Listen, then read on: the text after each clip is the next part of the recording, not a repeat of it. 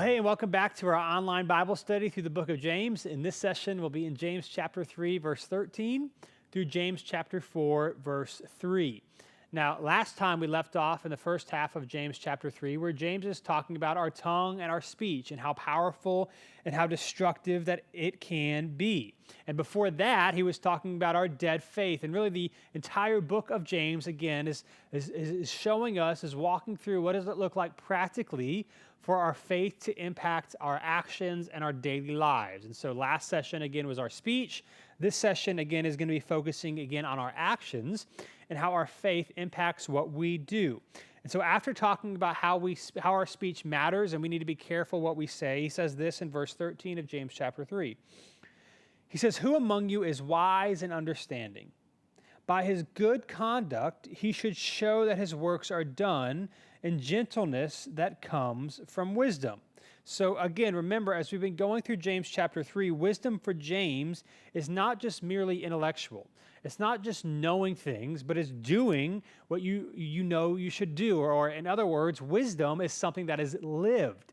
It is something that is shown, and we see it through our actions. And so what James's point all throughout this letter is that we know someone is wise and we know someone is spiritually mature by how they live and by how they conduct themselves. Good conduct reveals wisdom. That is how, again, we know that someone is wise and understanding. You're not wise simply because you're older or simply because you've done a lot of things in life or because you have a lot of experience. James points spiritual maturity and wisdom that is after the Lord is demonstrated in how we live. So again, when he says, "Who among you is wise and understanding?" by his good conduct, we actually see if someone is wise and if someone is understanding. And then in verse 14, he then says this, "But if you have bitter envy and selfish ambition in your heart, don't boast and deny the truth." In other words, to boast, what he's saying here is to boast that you have wisdom, that you are spiritually mature, that you have understanding. To say that you have that, but then you have things in your life, or you have selfish ambition, you have bitter envy against other people, you're jealous, or in other parts of James, your speech is not controlled, you show favoritism. Like all these things shows us the truth that you are not actually as wise as you might claim to be. And so he's saying, don't claim to be wise, don't claim to be understanding if you're not pursuing the Lord, and if your actions in your life betray this kind of idea of claiming to be really wise. Because again, wisdom is demonstrated. You can't just say you're wise, you can't just say you're spiritually mature, you can't just say you have understanding. It's demonstrated by how you live.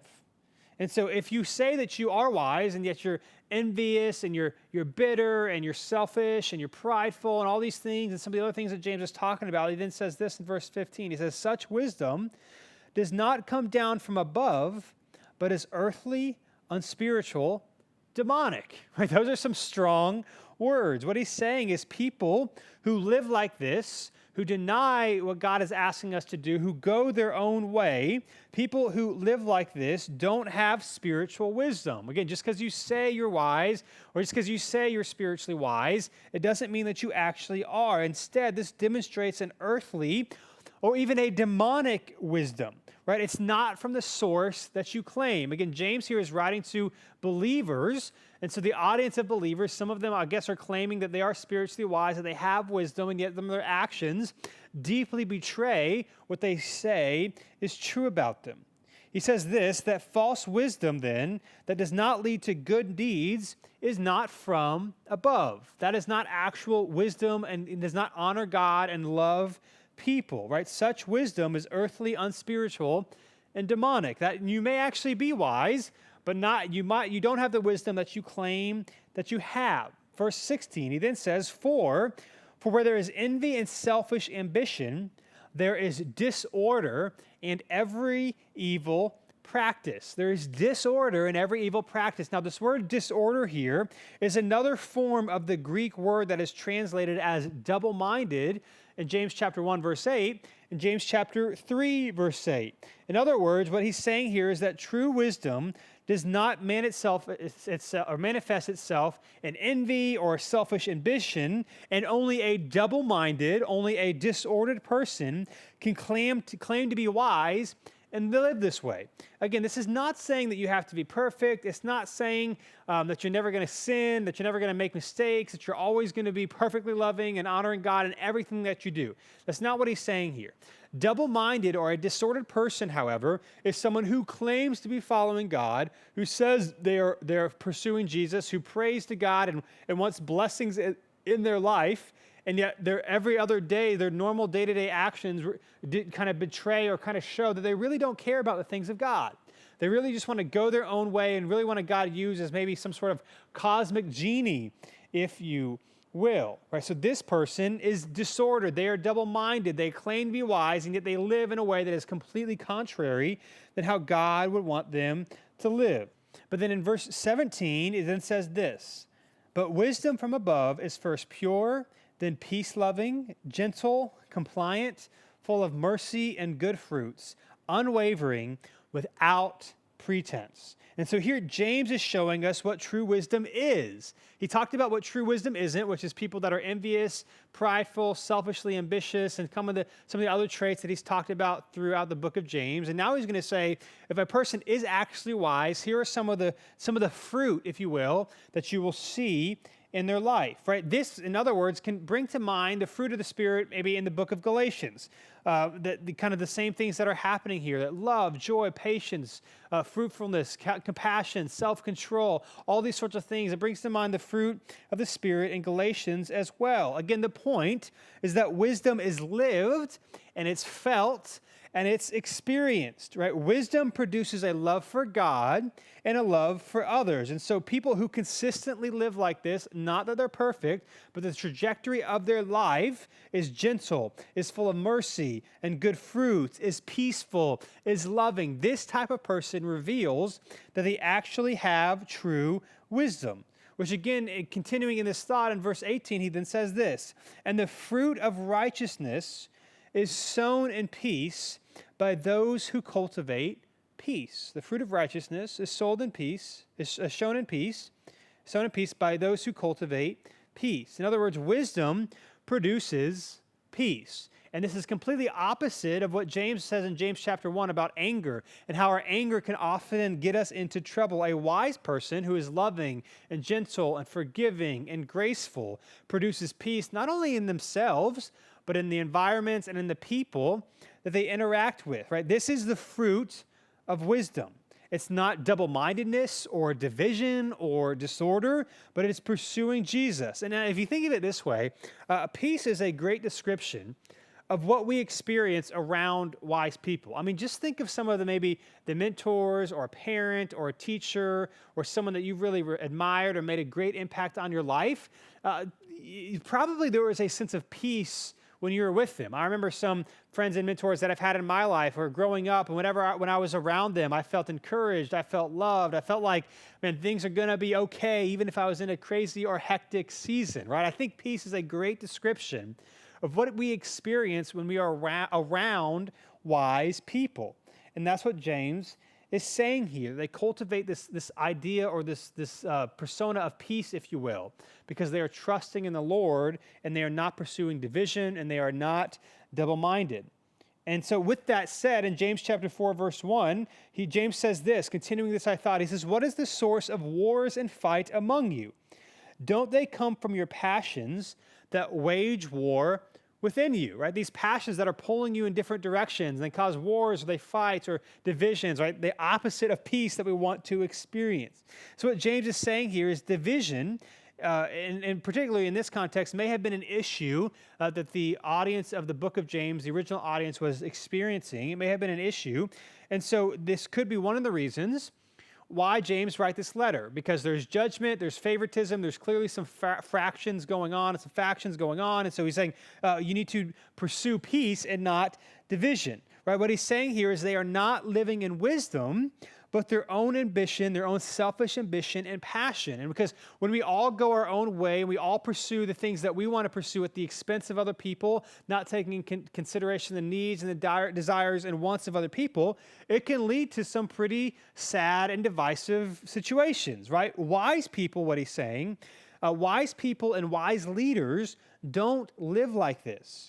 Right? This is not wisdom that comes from above, right? If we're all going our own way and we're all after what we want at the expense of other people, this is someone who is not a wise person. When we live like that, we just demonstrate that we are not as wise as we might claim to be, because wise people and wise leaders don't do that.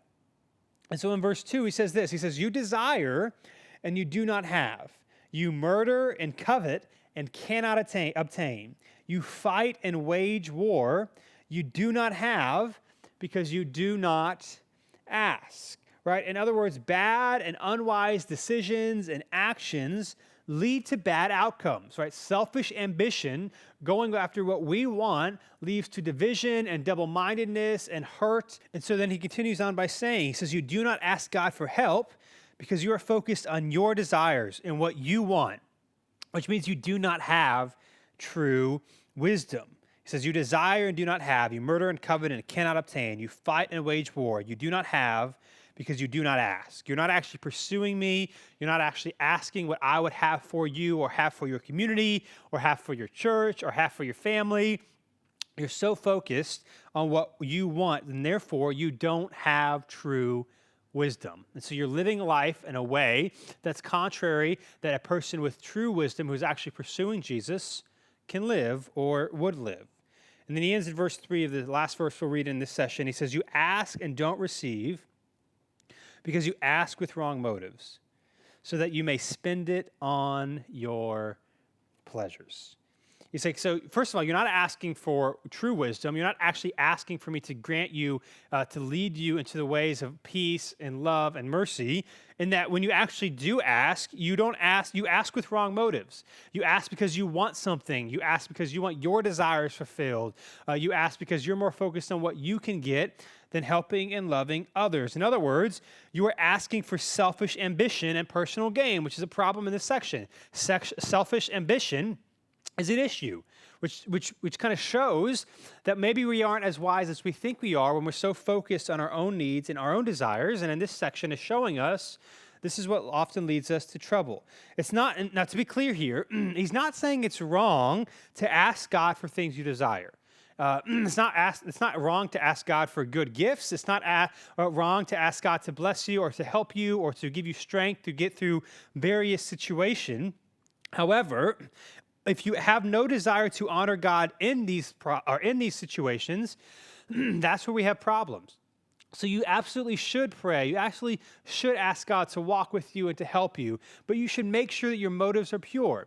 You should make sure that when you ask God to bless you in a certain way or to provide for you in a certain way or maybe to open a door in your life, that your motives are pure, that you desire to use it for His glory and for the good of other people. The point that James is saying is not that you shouldn't ask, but that you should, and you should ask for true wisdom. You should ask for God to draw near to you and so that you can demonstrate that you have a heart that has been changed by Him. Don't ask for selfish ambition or for personal gain, because when we do that, when we pursue our own desires, that is when divisions break out, fights break out, and people are hurt. If you are a wise person and if you are an understanding person, you will pursue God and you will love others and you will ask God to guide you through the power of His Spirit to help you towards that end. And so I want to leave you kind of with three main ideas from this passage as we do in each session. So the three things that I think we can pull from this passage are these. The first is this, that wisdom, again, is lived, not thought. Wisdom is lived and not thought. It's not just something, you can't just claim to have wisdom, but it's actually demonstrated in how you live. Just because you are maybe older or you've had a lot of experiences or you've done a lot of things, that in itself doesn't give you wisdom. True spiritual wisdom and understanding comes from pursuing Jesus. It is lived and it is demonstrated, not just thought about. Second thing we see is that selfish ambition prohibits wisdom. selfish ambition and your own desires to get what you want or to get what I want prohibit us from living in spiritual wisdom and maturity. Selfish ambition gets in the way. And so when we ask God to move in our life, we got to make sure our motives are pure. And that at the end of the day, more than anything else, we truly want to honor God and love others. And then third and finally, we see that God grants the wisdom to those who seek him. That is James' point here. He's not saying you shouldn't ask. He's not saying that it's even bad to ask for things that you might want. That we should ask for good things, and ultimately we should ask for God's wisdom to give us the strength to live how He has asked us to live, to help Him make it possible for us to love people the way that they're meant to be loved, for us to impact people the way that God would have us impact people, so that as many people as possible can see and experience the life and the grace of Jesus. God grants wisdom to those who seek him, that he desires to give us wisdom. We see this all throughout James. He desires to give his sons and his daughters good gifts. And his gifts might look different than what we assume that they look like, because at the end of the day, if God loves us and cares for us, the best thing for us is for us to grow in a deepening relationship with him. And so God grants wisdom to those who seek him. James is saying, ask for wisdom, pursue God, and then as you do those things, it will be demonstrated in how you live that you are actually a person of wisdom and spiritual maturity.